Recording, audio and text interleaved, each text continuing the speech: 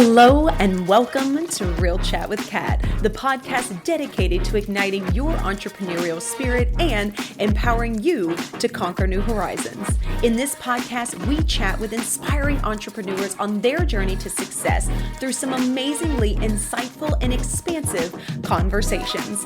These episodes thrive on thought-provoking chats where our guests fearlessly explore their path to success, sharing their experiences, failures, and triumphs. No topic is off limits as we deep dive into the talked about and not so talked about pieces it takes to build a business, overcome limiting beliefs, deal with personal struggles, and everything in between that shapes our lives and our businesses.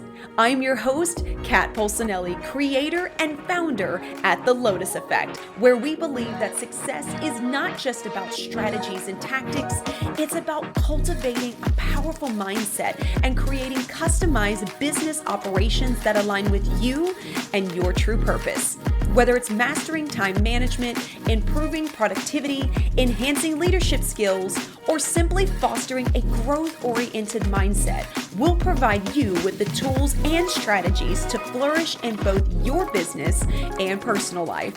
I'm so excited to have you join us today in this episode, so get ready to feel empowered and inspired as we learn together and from one another on how to rise above challenges, break through limitations, and unlock our full potential. Let's dive in. Hello, everyone, and thank you so much for joining me today on this episode of Real Chat with Kat. I'm so excited to have all of you here with us today and my wonderful guest, Miss Stevie Dawn Carter. So Stevie, please do us all a favor. Tell us who you are, what it is that you do, and what got you into this space.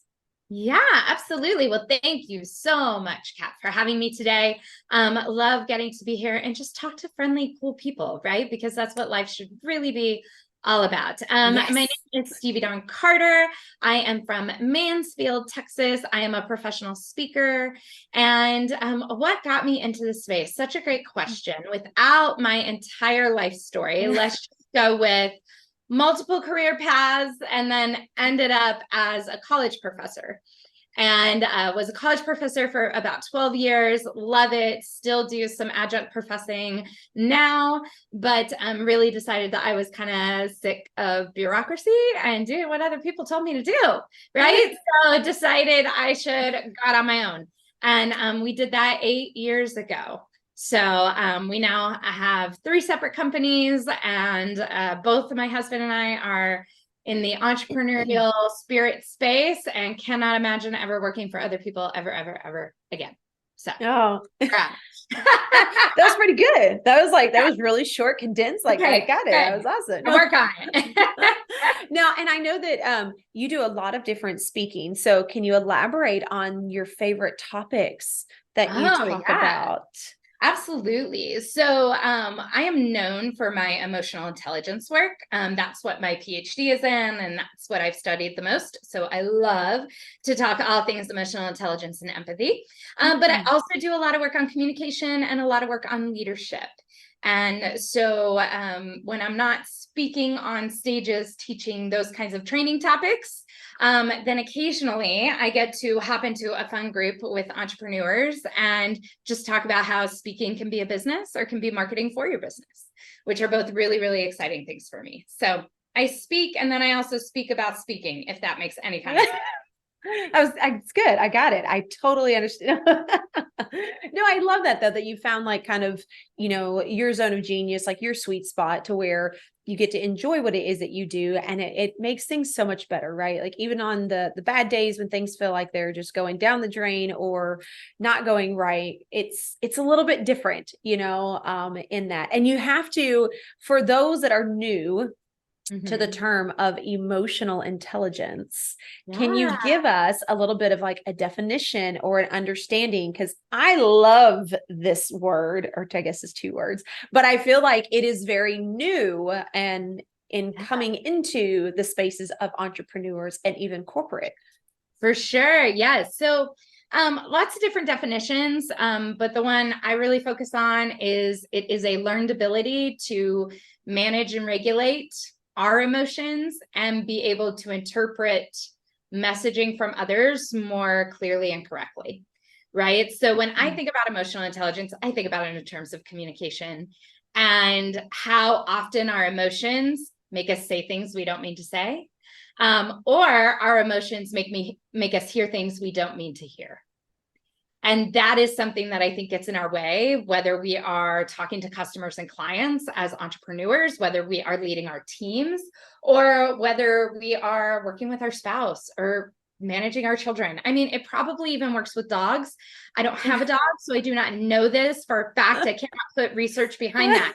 But I do know it doesn't work with cats because they don't care They at just all. don't care. So Yeah, they have none of that. But I think it really, to me, it really just comes to how do we allow our emotions not to cloud not only our judgment, but our communication. Yeah, I love that. And that's such a great breakdown too, because, this is a conversation that I've had with a lot of people lately, especially those that are in their business that are looking to hire people into their business, is being able to understand how to have conversations on a very different level than what we have been traditionally taught. Right. And I know personally in my own life, learning emotional intelligence and how to communicate with that behind all of the things, right, has helped me not only in my business, because it opens your ears up to hear what people are saying and ask questions when you don't understand instead of assuming. But it's also helped me in my relationship with my kids. So I have 2 teenage boys. My oldest one's going to kill me if I keep calling him a teenager, but he's 19. So he's still a teenager to me. So, right, technically. But having 2 teenage boys and especially the things that I've been through with my abuse and things like that I talk about a lot on my podcast, there was a lot of healing pieces, not only for me, but there was healing for my kids, and healing for my kids looked very different than the healing that I was going through. Right. And so once we kind of got to a space to where I started letting go of what I thought they should react to, what I thought they should be paying attention to, and just really started asking a ton of questions, it really opened up the doors to be able to see things. And what I really love about this as well, and I think everybody should learn it, but it's interesting because, like you said, it almost takes the emotion out of it. So when you're talking, it's very neutral. There is no you're attacking me. There is no I'm attacking you. You really are trying to wholeheartedly understand the entire situation, the entire conversation. And if you've been doing it for a while, it also opens your brain up to other perspectives that you're then but you're then able to be aware of. Whereas before, like you were saying, your emotions kind of get in the way. They kind of guard you from what you're talking about. And that's why assuming gets people in so much trouble, right? Absolutely.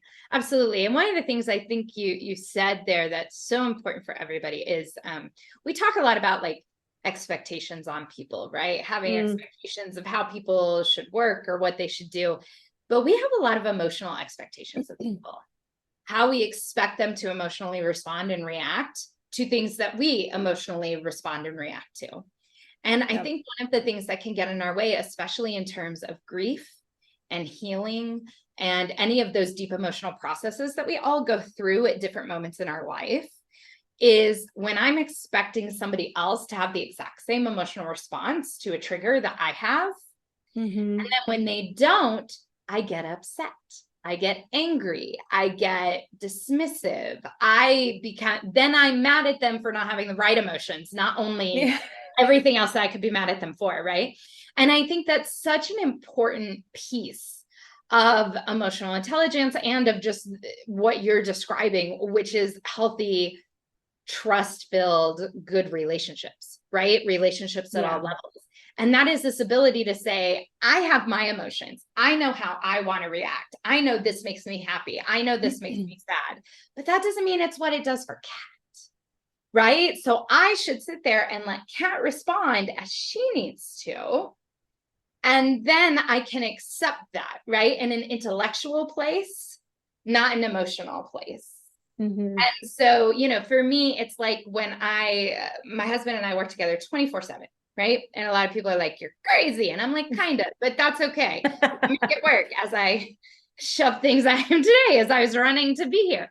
But one of the things that we can struggle with a lot is our emotional levels are very different. So there's two different kinds of humans, right? Well, really three, but the two that we tend to talk about. There's overemoters, which are the people who have highs and lows, right? So you have very high emotions, very low emotions, very high emotions, very low emotions. And then there's underemoters, which are the people who just kind of rely on baseline all the time. So they just kind of are non-emotional most of the time, right? They don't have the super highs, they don't have the super lows. They're just kind of good. They're unflappable, right? But when you put an underemoter with an overemoter into a relationship of any kind, right, what you're going to have is the overemoter is going to be like, oh my gosh, we made $10,000. That's amazing. And the underemoter is like, yeah, cool. So anyway, about this, yes, it's like, what? Like, this was incredible. You're supposed to celebrate. Why aren't you happy? And the truth is that they're just feeling the emotions they're feeling, and that needs to be acceptable.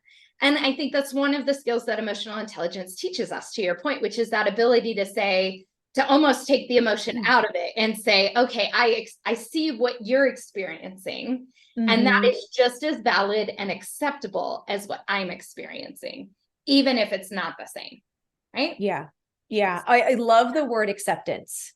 Right. Yes. Because we have a hard time accepting ourselves. We have a hard time accepting our own emotions. We have a hard time accepting our own failures.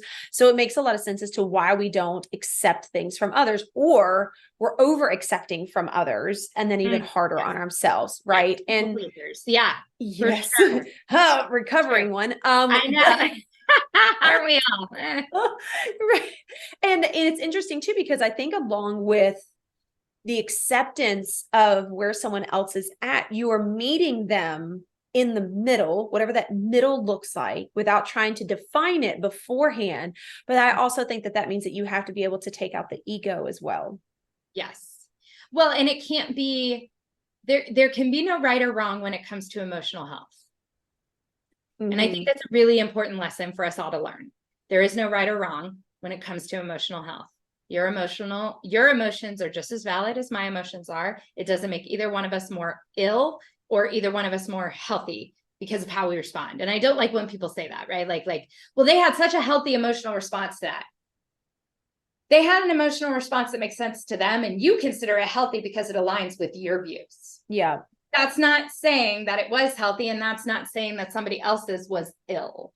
I really struggle with that, right? Because that's putting judgment on it based on ego, to your point, right? Here's my perception of right and wrong, and you're either meeting that or not. Yep. Instead of saying it just is. Emotions just are. They are our hormones. They come from our brain, and I cannot climb inside your head. And most of us would not want to climb inside somebody else's head to figure out why you feel the way you feel. That is not my job. Yeah. As a person connecting with you in the world, that is not my responsibility. My responsibility is to accept you as you are and as you are presented to me, and to recognize that humanness. And I think, to your point, it requires us to let go of the ego, to let go of but I'm right and my way is healthy and my way is correct. We have to let go of all that and just go, my way is my way, your way is your way. Now let's go together. Right? Yeah. Because that's where we're at. There's no right or wrong here. And that does require people to release that ego, which can be very difficult, especially over things that we're super passionate about. Yeah. Because and that triggered. Yeah. Right. That's going to be a trigger in itself. And you're right. I love this conversation that I've seen come up a lot lately around neutrality, right? Of just being neutral. And I know that we have a really hard time doing that because we have all of these beliefs that were put onto us based on the way that we were raised, based on the way that we have been throughout our lives, based on the people that we've been around and what is constantly on repeat around us. And what we don't realize is we take all of those beliefs, which are just perceptions from other people, and we take them as our own without saying, does that make sense? Does that align? Is that really true? Or is that somebody else's truth? And that's, I think, extremely hard for people to understand, is there are tons of truths out there, because I have my truth, you have your truth, right? This Yes. person has their truth. And then there can be scientific truths, which, to be honest, those are always changing as well. That's why they're theoretical most of the time. But we forget that that is something that we can actually do in our lives. So a lot of times when we come at something, not only is it the ego, it's also those belief systems that we have internalized because we just accepted it because we're like, yeah, no, that makes sense, right? Without even questioning it. And then we wonder why we get into these situations where we butt heads so hard with other people. And it's because we have accepted other things without questioning them, which is a huge thing that I love discussing with people, is how can you get curious? Yeah. Well, and how can you accept not only the idea that there are multiple truths, right, within a situation, within a given environment, but I think just also accepting that there's no right answer. There is an element of just, we do the best we can, or we choose the right answer at this moment, right? And to your point, like talking about how, well, science is always changing, right? Like there was a time where milk was good for you. Now there's a time where milk is bad for you, right? And in the essence, probably just needs to come down to, do you like milk? And if you do, drink it. And if you don't. And that's okay, right? But this idea that there's a right and a wrong. Yeah. I think, there are some universal things that I think we can all agree are right or wrong. Absolutely. But a lot of our just daily life, it's just, to your point, perceptions. And your perspective and my perspective may be different. That doesn't make either one of us right or wrong. It just means we're different. And how do we get curious about what other people think without judgment, right? Like I've seen a lot of focus lately, and we need to ask more questions. Like as people, we just need to be more curious. We need to ask more questions. And I agree with that completely. But there's a very good way to ask questions, and there's a very bad way to ask questions. And I think we're missing that little extra piece of that pie of saying, you need to learn how to ask questions that don't have judgment implied. Yes. Right? Because if I say, well, Kat, what made you do that? That has judgment implied. Right? Now it's a question. I'm being curious, but there is judgment implied in my tone. There's judgment implied in my facial expression. So, right, is that truly me being curious? Or is that me trying to judge you and shame you into coming to my way of thinking? Yeah. Right. And so I do think that there's that extra added level, right? Let's all get curious, but let's get curious without judgment. Neutrality. Right? How do we ask questions that truly are just trying to understand? I just want to understand your perspective. Just that's it. I just want to understand. That's it. I'm not saying I'm going to agree. I'm not saying I'm going to change my way of thinking. I'm just saying I want to understand. Right? And how do we get to that level of curiosity without taking on questions with judgment? Yeah. And I love that. I love that you brought up the tone and the facial expressions, because boy, did those cause an issue. Although my facial expressions get me in trouble all the time, because apparently I just have this resting thing going on occasionally. I hate that. I hate the RBF thing. So here's what I tell people. I'm like, I have a thinking face. It is not resting. It is not nothing. It is a thinking face. You have interrupted a great thought. Oh, and I like that. Feel that pain when you make that face, because I was thinking a great thought and you came in and you interrupted. Right? That's on you. Yeah, right. But I hate because I have that too. That's why I say it. I have that too. Like I have to force myself to be the smiley, right? Like this is not my norm. This is what I do when I'm in front of people, because they tell me it makes me less ugly looking. But anyway, right? But that perspective of facial expressions, body language, tone of voice, all of these things are elements to that emotional intelligence conversation, right? And so I think for some people, emotional intelligence is just about the emotion. And while that is accurate, that is step one, right? In our work, we teach there's 4 phases of emotional intelligence. So phase 1 is the awareness. Know yourself, know what you're feeling, know what others are feeling, get a vibe, right? Yeah. That's like basic phase 1.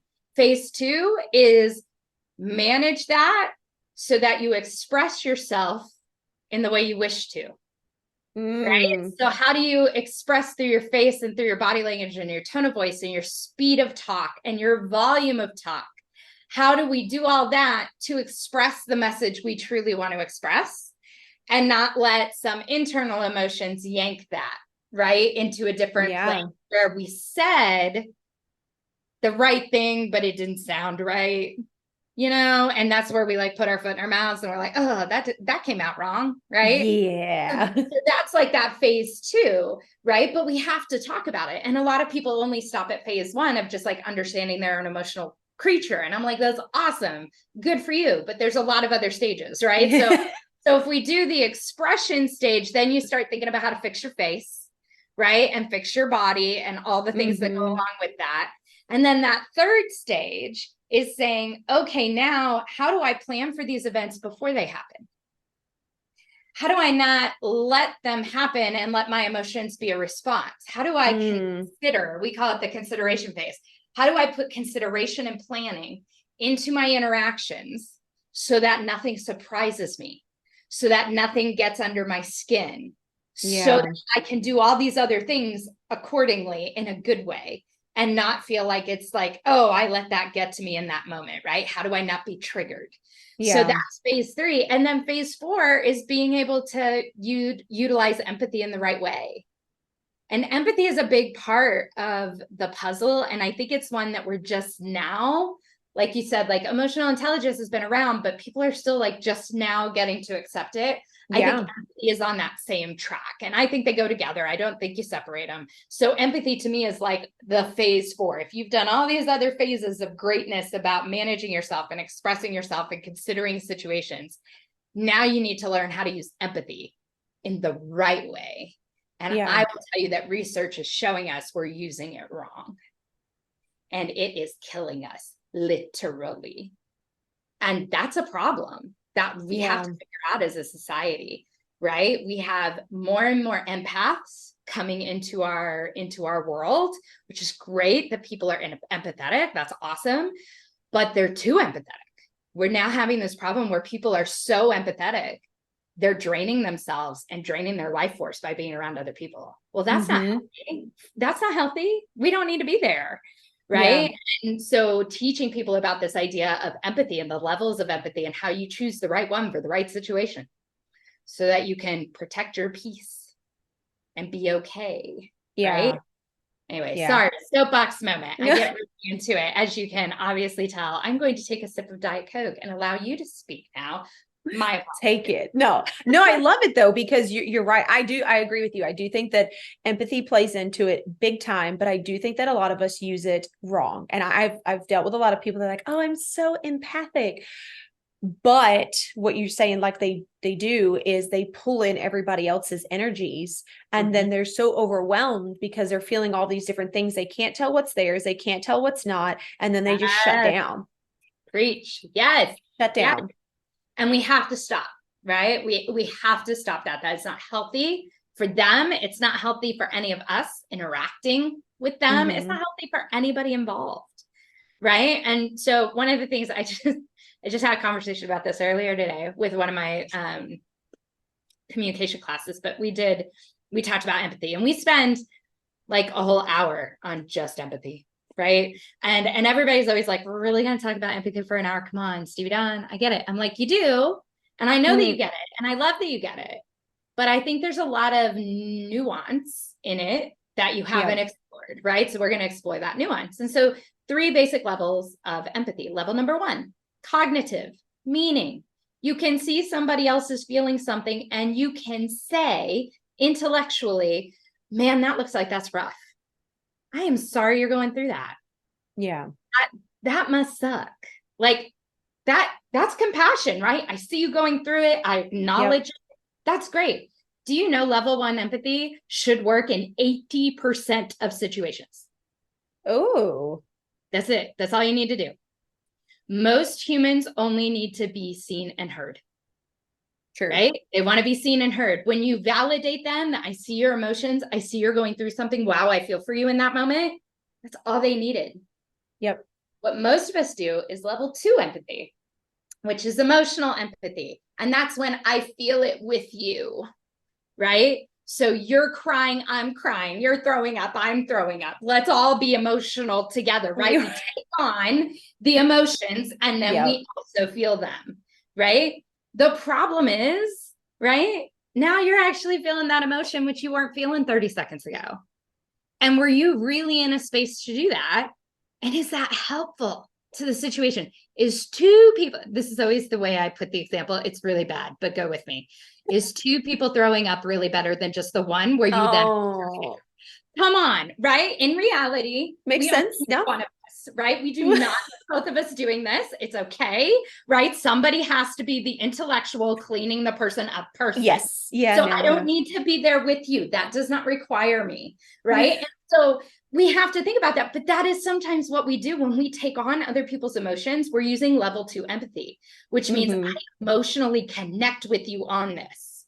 And we are feeling this together. I feel your pain. Yeah. There are very few situations where I need to feel your pain to understand your pain.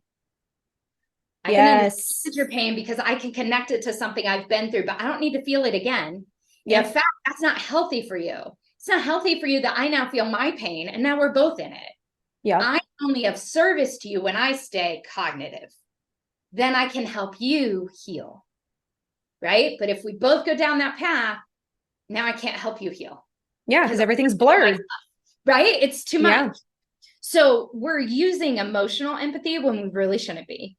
Emotional empathy should be saved for family and friends only. It shouldn't be at work. It shouldn't be with clients. It shouldn't be with any of that. And even then, it should really only be when, you're grieving together. Yeah. You're healing together in that moment. Then yes, allow that emotional empathy to be there. Absolutely. Right? When my friend is struggling over the grief of losing a loved one, I'm going to be emotionally empathetic and I will cry when she cries. Was that person important to me in the same way? No. So why am I crying? Well, because she's crying and that's the connection we have. But that's not at work. That's not a customer. That's a best friend, right? That's where that level of emotional empathy should remain, right? And then the final level of empathy that we should use very, very rarely and probably only with our children is actionable empathy. And that means I understand where you're at. I feel with you and I feel so much that I am now going to fix it for you and I am going to save you. Oh, the save you part. Oh, right? But do we do it? Absolutely. And we probably do it all the time. Right? Because we see them struggling and we say, okay, I can help you. Let me take this off your plate. Let me manage this for you. Right? But realistically, all we're doing is taking all their emotion into us, whether we can manage it or not. And are they going to heal if we save them from it? Nope. And boundaries go out the window. Exactly. Right. And so, but that's that third level of empathy. And so research is showing us that we should be spending 80% of our time at that cognitive easy level that don't involve any drain on our emotions, but just rely on us being intelligent and being compassionate. And if we stop there, then those other levels are saved for when we need them. Right. And then you have emotional space and bandwidth to handle them. Yeah. But if I spent that emotional bandwidth at work, what do I have for my family? Right. And if you're a leader of a team as a business owner, leader of a team in a corporate space, leading a Sunday school group, it doesn't matter what you lead, right? As a leader, if you go into level 2 and level 3 empathy, you're losing boundaries, as you said, and you're losing respect and authority. Ooh. If you're feeling it with them, can you tomorrow tell them what to do? Oh, I like that one. That's everybody that heard that. Please make sure you wrote that down. Please go ahead and repeat that if you can. So like if you are crying with them today, can you tell them what to do tomorrow? Right? We lessen our authority and our respect when we get into that level 2, level 3 empathy in the wrong situation. Not saying it's not there when you need to be for a friend and for a family member. Absolutely. Right. Yeah. And we use those levels. But when we're at work as leaders, I want to be friendly with my team. I do not want to be their friend. Those are two different things. Yep. I want to remain in a position of authority to be able to give them feedback when things aren't right and to be able to correct their behavior when something goes wrong, I can only do that if I've stayed level 1 empathy. If I've slipped down into level 2 and level 3, they now see me as an equal, not as a person of power. Right? It's ugly. I hate to talk about power, but it's there and we got to think about it. Right? And so a lot of times in our leadership program, we talk specifically about how do you handle situations that are emotional at that level 1 empathy, and don't dip down into level 2 and level 3, because as a leader, you can't afford to lose that. You have to keep that boundary in place. And I think it's a little dicier when we're talking about family, friends, things that maybe the boundaries aren't as important in those moments, right? But in the workplace, whether you're an entrepreneur or whether you're working corporate, if you're in a workplace relationship, level 1 empathy, all you need. Yeah. Yeah. Well, and what happens too, when you go into 2 and 3, you also start spilling your beans about all these things that you probably shouldn't have brought up. Right. Now you've got other people overshare. Now you've got other people going, wait a minute. Now they were just telling me this, but I thought that they had this together, but now we're hearing this. So why are you telling me what to do? Now you've got, because everybody processes, the mind starts going, it starts saying, okay, but this doesn't make sense, but why then this, right? So there's some things that are just better left unsaid and untalked about. Not saying that you can't equalize with somebody. I do that a lot when I'm dealing with clients, right? I'm like, I understand. I've been there. Like and I can share a moment. I've been there. But I don't need to share all the dirt, and I don't need to share all the dirty laundry for me to be able to say to you, I have been there. I've felt that before, and it does suck. And I am sorry you're going through that. And I know it's hard, right? That's compassion. That's great, right? That's all we need. Yeah. And that is, you're so right, because when we take on the emotion and we get into an emotional place, we can overshare. Such a good point. Yeah. Oh yeah. So I was that person at one time. But and it's so true. And then of course, right, it's always after the fact. It may be a week, it may be 2 weeks, but that moment that you need people to do the things that you need done, including your kids, right? Yes. Then you step into that place where like, well, but you were telling me that you didn't know how to, right? So now you're all the way back into this, like, okay, great. Now, how are we going to figure this out? Because now you're judging me from something I told you. And you can't share things like that in a space where emotion is rode so high, because the judgment's not there in the moment, but it's going to be there afterward. Yes, it will. And the perspective, right? Again, right? Nobody, lots of people have been divorced. No two people's divorce is the same. Yeah. Right. So I can share about mine and somebody can share about theirs, and we can feel like we connected on it. But if we share all the gory details, is the perspective the same? Right. So do they perceive my decisions, my choices, my way of handling it as the right way, or as the way they would do it? And to your point, when the emotions have been so high in that moment, we're just connecting. Yep. Right. We're just connecting, and it feels good to share and to vent and to have all those moments. Right. But later, when their brain kicks in, are they going to start going, well, but I don't think I agree with how you handled that. Yeah. And if I don't agree with how you handled that, do I agree with how you're handling this? Yep. Now we have an issue. Right. Yeah. And that's why I'm so passionate about this work, is because I know in my own life how it plays out and how bad it can be. Like, I've lived those moments. It's not like I'm the most perfect, emotionally intelligent human in the planet. Like, I am not. I make these mistakes every gosh darn day, which is why I can share them with people. But I think it's why I'm so passionate about it, because I see it in my own life and I see how it plays out. And then I see it in other people's lives. And I really go back to, right, we as humans are meant to connect, right? And so how do we build those connections in a way where we're both safe? And me having more emotional intelligence and learning how to empathize at the right level is not only keeping me safe and protecting me, it is also keeping the other human safe and protecting them. And so I feel like that's our job, right? As humans trying to connect to each other, how do we make it a safe space? And you make it a safe space by using emotional intelligence and empathy correctly. Yeah. I love that. And it makes so much sense, right? You can't heal a wound if you continue to keep scratching at it, right? And if you're both doing it at the same time because you're like, look, I got mine too, right? Then you're both bleeding and now blood's everywhere and we're just We right. don't It's just need that. We don't need so, two people bleeding. One bleeding is enough. we have the best examples today ever. We got We puking, are we got on no it today. We are definitely feeling it.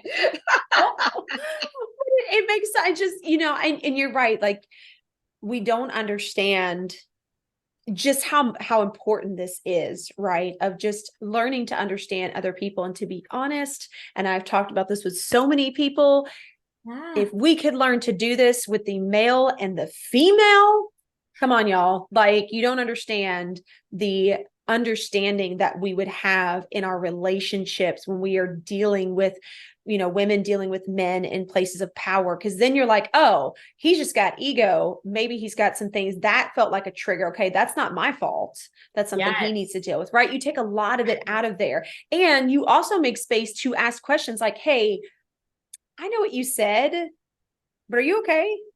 Like it feels like there's something behind that, and you can, which is going to, whether it's male or female, help that person open up because now they're like, oh, it's a safe space. Right. And I see that a lot, especially having boys and having my husband around, right? That there's so many times where women are like, men just don't get it. Well, we don't get them either.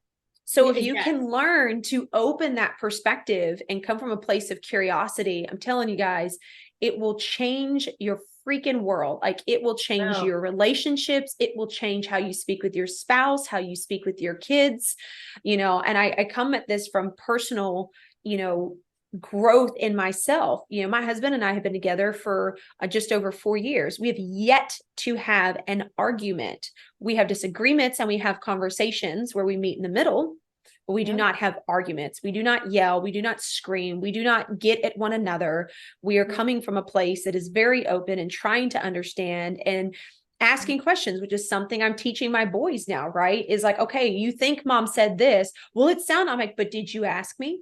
Well, no. Well, then how are you supposed to clarify if you just sit in your head and assume? And I think that is where we ruin a lot of friendships, relationships, whether it's personal or professional, is because there is not enough questions or follow up to say, you know what? I don't think I understand what you said. And if I do, I'm not agreeing with it. So can you explain better? Give people that space, because I guarantee you most of the time it's that they didn't explain it correctly, or they could have said it better, but were in the moment, didn't think about it. And when you give them that space to correct it, you solve so many things. All the things. Well, and so much of it, right, is we talk a lot about like emotional baggage. And I do believe we all have emotional baggage. I'm not saying that we don't, but actually more what gets in our way is emotional carryover. And carryover is the amount of life you led. Like right now, you and I, right? We're having this conversation in the afternoon. We have had a lot of life up until this moment. A lot of life has happened, right? Could be good life, could be bad life, could be mediocre life, doesn't matter. But we've all had life that happened up until this moment. And so then we get into this conversation, and it is likely that one of us at some point says something that strikes the other person, not in the moment about this conversation, but to some of that emotional carryover from the rest of the day.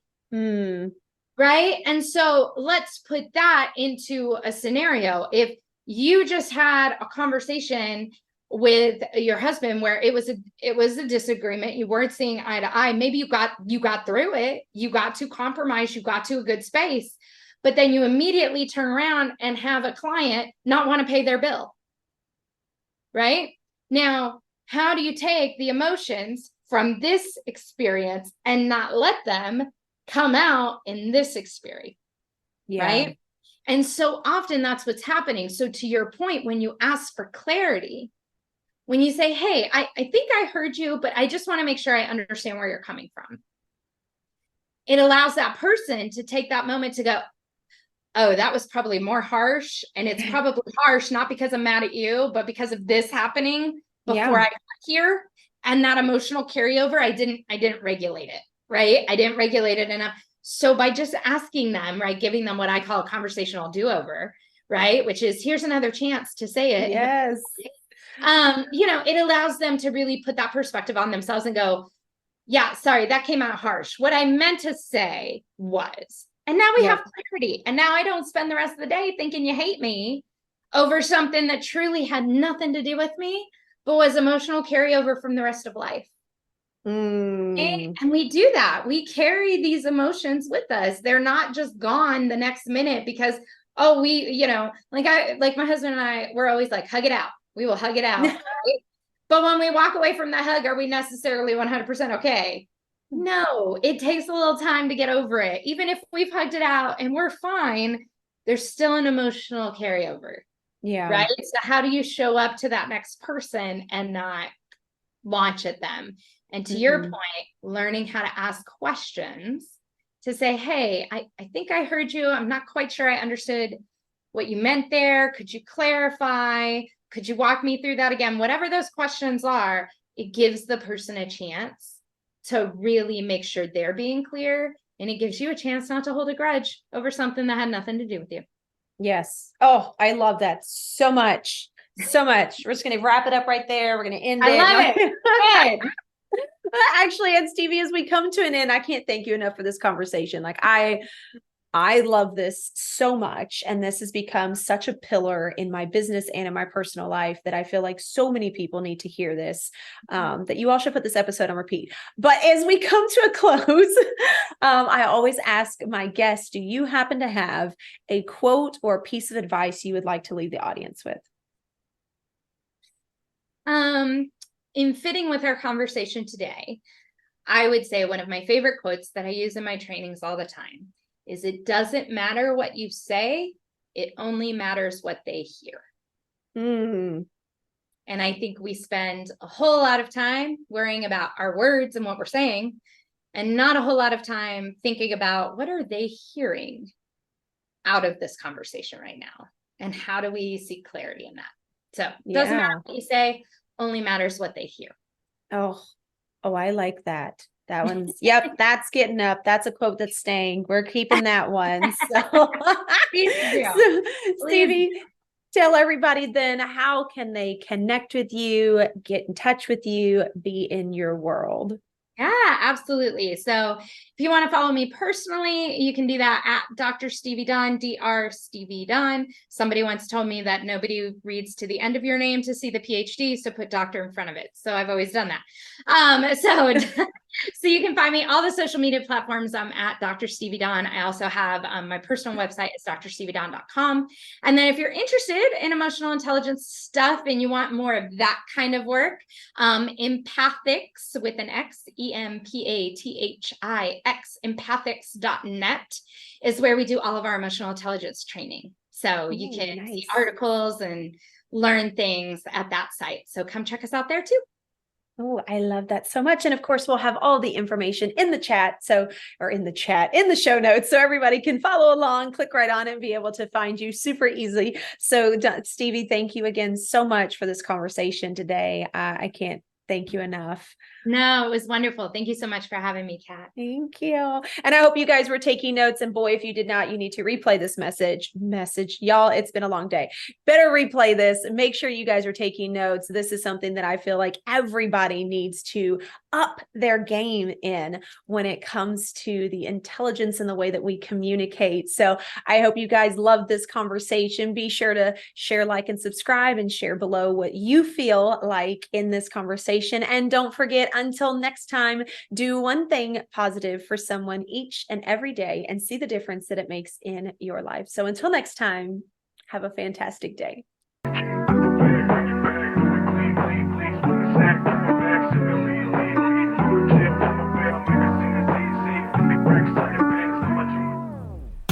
Hello again, and thank you so much for being a part of the podcast today.